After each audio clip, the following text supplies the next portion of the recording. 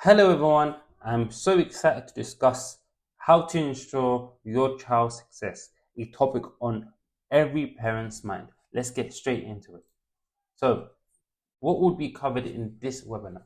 I'm going to be talking about who am I, the importance of education, a list of careers and their average salaries, obstacles facing young people today, advantages young people have today in comparison to the older generation, and why students struggle to learn in school. Lastly, I'll be discussing why tutoring may be necessary. Now, on the topic of who am I achieved triple A's in triple science, that's biology, chemistry, and physics in GCSE for year 11. I achieved an A star in maths A level and GCSE. I studied chemical engineering at the University of Surrey, where I graduated with an honours degree. I worked as a senior scientist for over 4 years, graduating, being promoted twice from a trainee to a certification scientist, and from a certification scientist to a senior scientist. I have been a maths and science tutor for the last 9 years. Now, I have left the science industry to pursue a career or a adventure in tutoring and teaching. So now I'm a full-time tutor. Now, what is the importance of education? So, education tackles and encourages critical thinking, and it allows students to be able to problem solve and enhance their problem solving skills. It also boosts their confidence by providing individuals with knowledge and skills.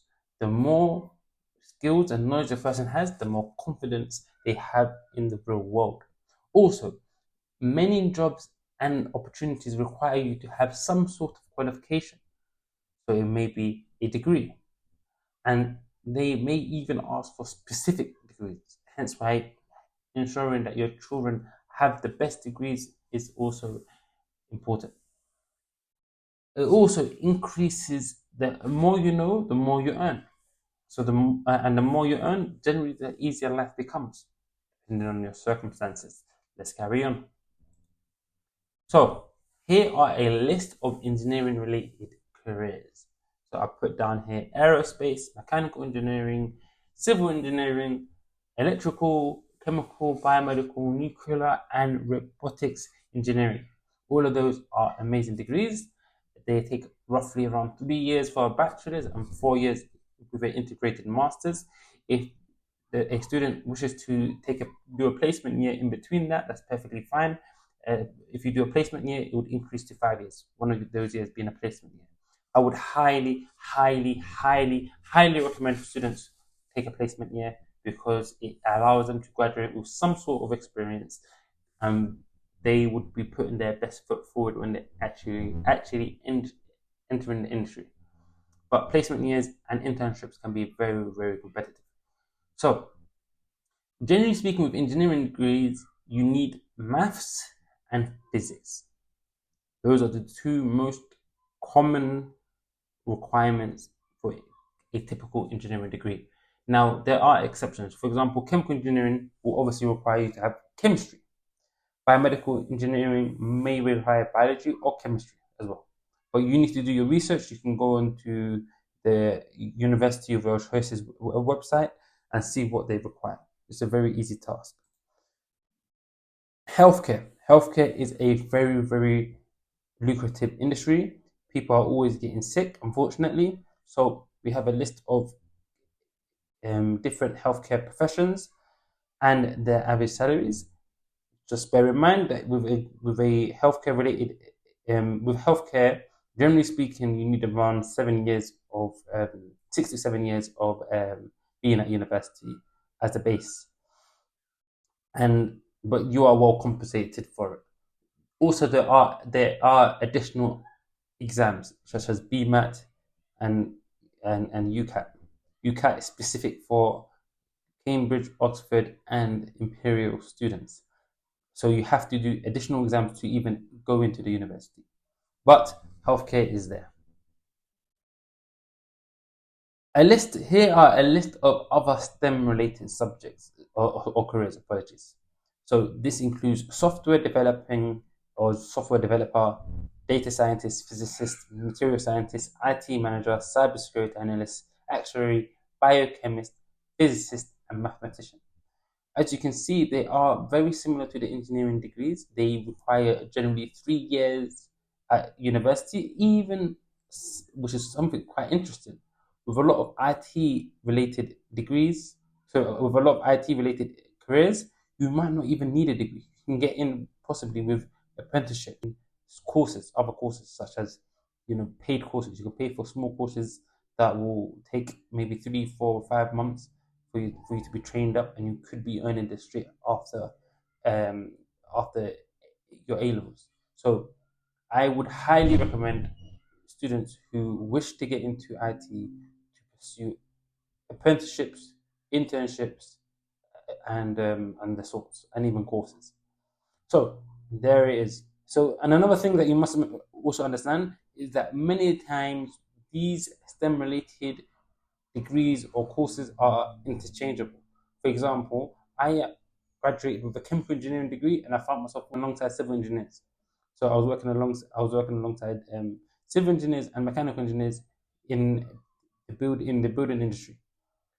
So the reason why this is okay and this happens is because they know that as an engineer, I have developed good problem solving skills, and these problem solving skills are transferable. The basics I have, such as the maths, the science, they understand that I have that. So I'm able to adapt and learn. So I graduated with a chemical engineering degree, but I found myself working within the roofing industry to be. So obstacles facing young people today. So there are far more distractions on the internet and their mobile phones, such as social media being the biggest one. TikTok, Instagram, YouTube, and Snapchat, and Facebook even are very time consuming. You have gaming, PlayStation, Xbox, and computer games. You have Netflix, anime, and TV shows, and all of this instills a person to have a lack of motivation to study. Why study when you can entertain yourself? Biggest distraction I would say is definitely social media, because it's so easily accessible. You don't need to sit down behind a TV screen and turn on the PlayStation. You don't need to turn on your laptop. You just have to look at your phone, and it takes one swipe to open up your phone. And the worst part is this mobile phone can go with you everywhere. So even when you're studying, you can take this mobile phone into your study room, and it just is counterproductive. So I would say, um, removing the mobile phone from students, or giving of students, if you're listening, giving your phone to your mother or father or someone responsible is the best thing you could do to allow you to study hard for maybe 2 3 hours, and then you can get it back. Computer games is less distracting because you have to physically sit down, turn on the PlayStation, wait for it to load, go into the game, and then start playing. That then generally takes a little bit longer.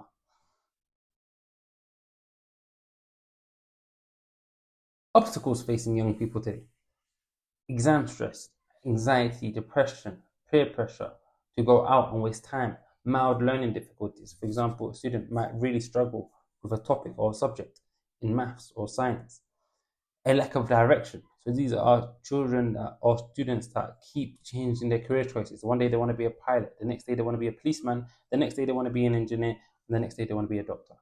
So how do we address all of this? So exam stress, one of the best ways of dealing with exam stress for young people is for parents or those around them that they love to tell them that they are doing as much as they can, and whatever grade they get, they are happy with. That alleviates some pressure, and it allows them to focus on their on working. So that's one of the things my parents used to do to me. They used to see me striving and studying, and they used to say, "Whatever grade you get, we're happy with because we've seen the effort you put in." Okay, so there is also peer pressure. Peer pressure. The best way of dealing with peer pressure is to associate your young people or students or children with good companions, with good families. Also, to allow them to do some activities, whether it be football, basketball, etc. These are good ways of entertaining themselves and getting some exercise, rather than just going out into the shopping center and wasting time and just not doing anything useful. Mild learning difficulties. This can only really be solved through extra classes. Extra classes. The more exposure that you give to a young person of the subject, the more likely they are for it to click. And a lack of direction. One of the best ways for your young person or young children or students to understand what direction they want to go down is to expose them to that industry. So exposing them doesn't necessarily mean putting them behind a train and telling them to drive, or putting them on a plane and telling them to fly the plane. Exposure could be just putting them around people who are already in the industry, and give them the opportunity to ask questions and discuss and have discussions about this industry. That's what I did.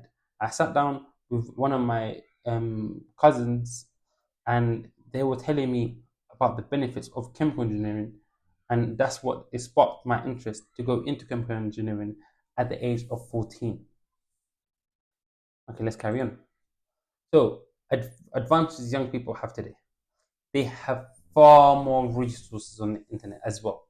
So you have amazing websites such as Math Genie, Cool with Maths, MME Revise, and Physics Math Tutor that pretty much cover the entire syllabus of maths and the entire syllabus of science, and giving you questions, answers, even video solutions.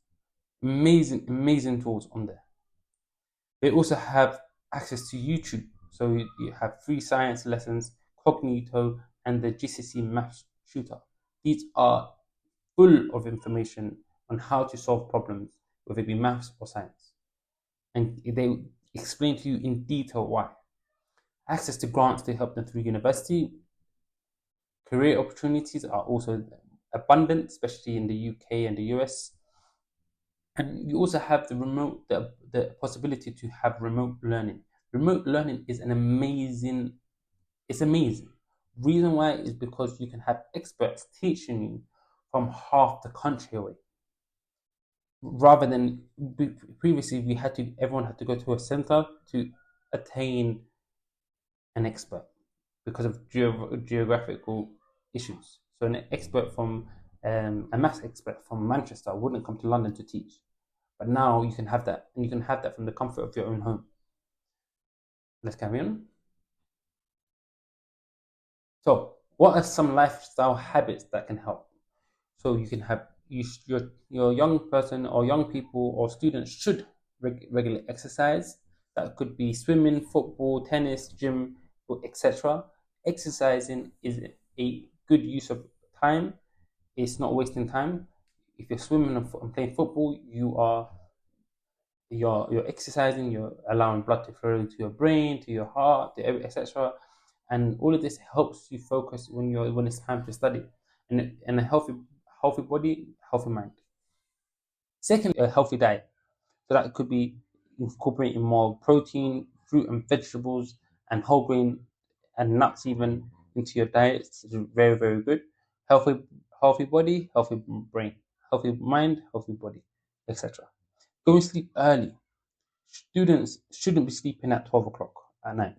It just doesn't make sense, because you have to be up early in the morning, and you're gonna have your whole day's you're gonna be tired, you're gonna be exhausted. All of this is counterproductive. Going to sleep early is the best way to ensure that you are ready for the next day, ideally before 10 p.m. Promoting good friends. So students and parents that are listening, make sure you guys are hanging around with good companions, people who are actually serious about their life, people that want to go places, not people that just want to waste time hanging around the shopping center, talking about people they see. All of that doesn't bring you any benefit. And believe it or not, 90% of your friends that you call friends today won't be there in about 5 years' time. So just remember that. And allowing time to relax and, disconnect from the world. That could be through PlayStation. PlayStation is not necessarily a bad thing. It's just when you play too much PlayStation, it becomes a waste of time. So, why do students struggle to learn in schools? There's many different issues. Firstly, classes are sometimes overcrowded. You might have 25 plus students in one class. So this discussion is now assuming that the teacher is amazing and the students are very well behaved. You still have one teacher for 25 to 30 students. She or he has to generalize the lesson. Why? Because she can't cater to every single person individually whilst ensuring that this class completes the syllabus. It's impossible. So what they do is they teach the class, and if a student has a question, they have to put their hand up. And that requires confidence. That requires them to have confidence. And some students might not have that confidence, unfortunately.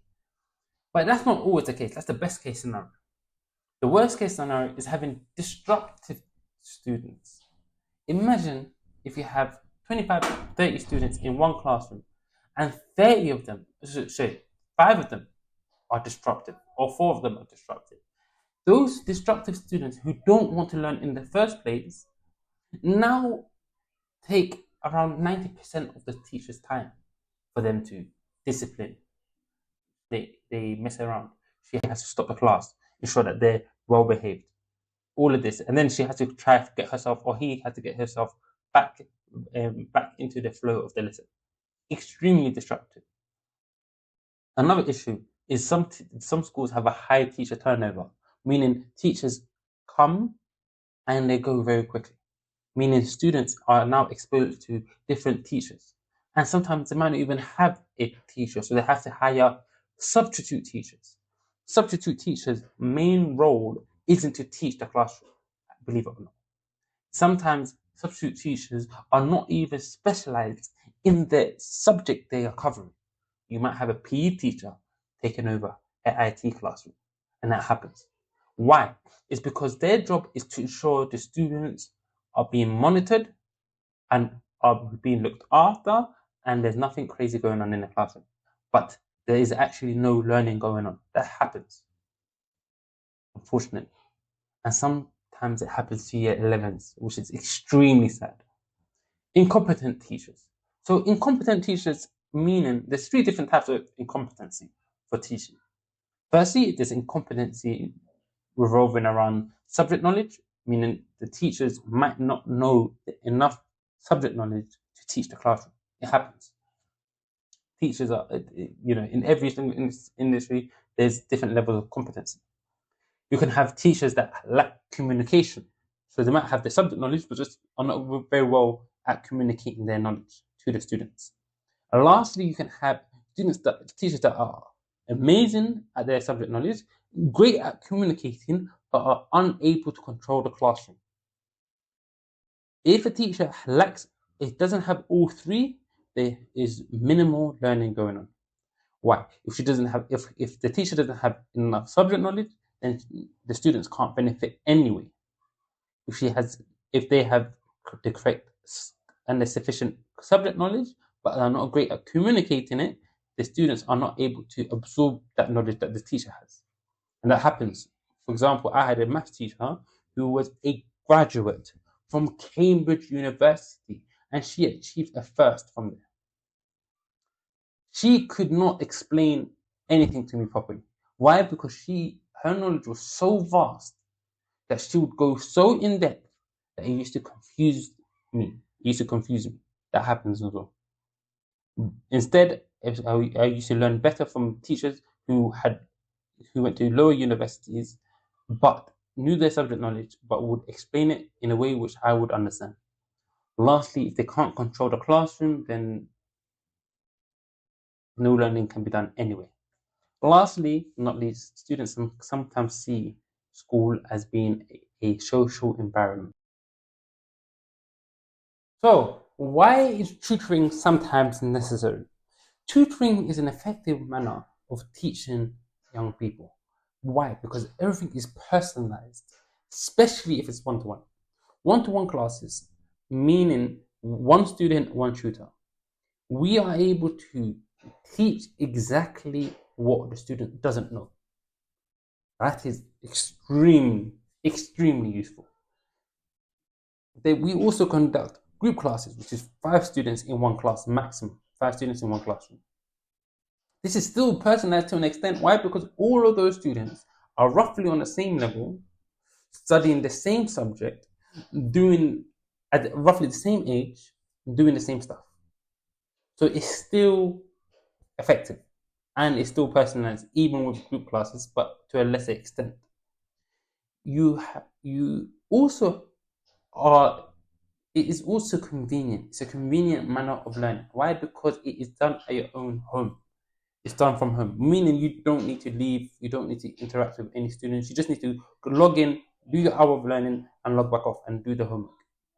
Access to a wider range of expertise. I mentioned this before. We have tutors all over the UK teaching your students, your young people or students what they need to know.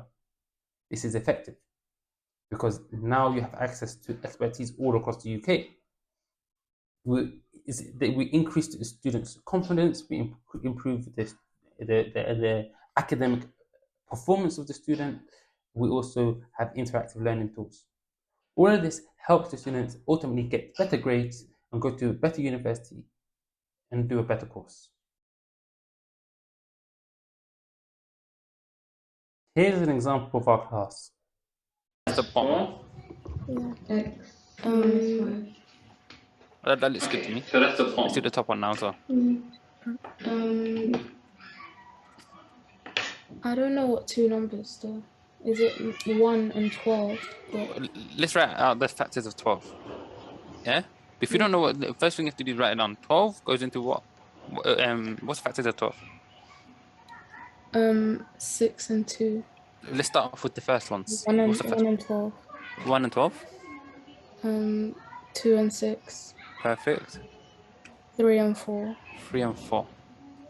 Okay. Now, which one of these, and I don't want to say too much, but which one of these do you think is going to be the suitable one? Is it 3 and 4? Why would that be suitable? Because 3 minus 4 is minus 1. Perfect. Perfect. I didn't really do much. That was all you. Okay. So x plus 3, x minus 4. X Plus 3, x minus 4. Okay, and then? X minus 4's cancel out. Okay, and then what's the final answer? X plus 3, x minus 5. Good. And then let's get going. So here are some examples of our homework. We ensure that homework is set at the end of every lesson and must be submitted 24 hours before the next lesson. So it gives us enough time to mark it, to prepare for the next lesson. So here's the examples. We send the homework back to the parents so they can see the child's performance as well. Enrollment. Enrollment is very easy. What you need to do is click the link below and sign up.